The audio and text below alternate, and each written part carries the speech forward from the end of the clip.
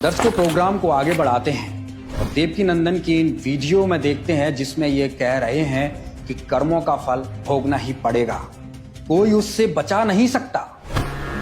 आप जैसा कर्म करेंगे आपको हर हालत में उस कर्म का फल भोगना पड़ेगा। एनी हाउ आपके किए हुए कर्म से आपको कोई बचा नहीं सकता। हमारे शास्त्रों में कहा है तुम्हारे कर्म का फल तुम्ही को भोगना पड़ेगा। देवकी नंदन जी का यह कथन असत्य है, वे बुनियाद है।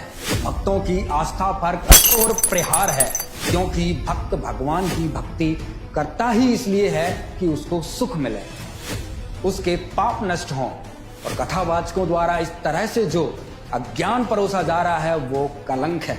अब देखिए संत रामपाल जी महाराज शास्त्रों से प्रमाणित करके क्या बताते हैं।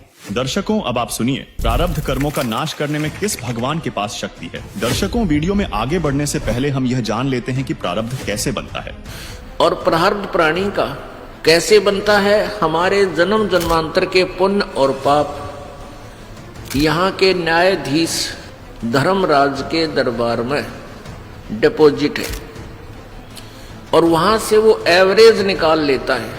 एवरेज भाई 20% पाप 20% पुण्य, यानी 50% पाप 50% पुण्य। तो जिसके पुण्य गणे हैं वो पुण्य ज्यादा आएंगे पहले, तो फिर वो पाप आएंगे। तो दोनों को मिलाकर एवरेज ले लिया। किसी का 20% पुण्य बनते हैं तो किसी के 80% पाप, क्योंकि उसके पाप ज्यादा हैं। तो ऐसे दर्शकों, अभी आपने संत रामपाल जी महाराज के अमृत वचनों से जाना कि प्रारब्ध कर्म बनते कैसे हैं, और अब जानते हैं वेदों के अनुसार प्रारब्ध कर्मों में संकलित पाप कर्मों को कैसे नाश किया जाए।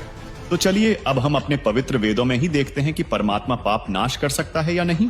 देखिए यजुर्वेद अध्याय 8 मंत्र 13। दर्शकों, यजुर्वेद अध्याय 8 मंत्र 13 में 6 बार लिखा है कि परमात्मा साधक के घोर पाप का भी नाश कर सकता है।